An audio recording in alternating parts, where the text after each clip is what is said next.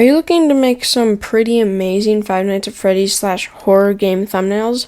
If so, you're in the right place. I've made several thumbnails over my time in digital design, such as this one, and even this one.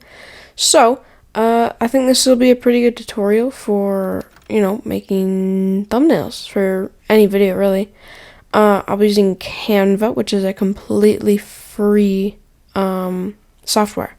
It's not really software, it's a website. I think there might be a application for your desktop. I'm not even sure. Anyways, let's get right into it.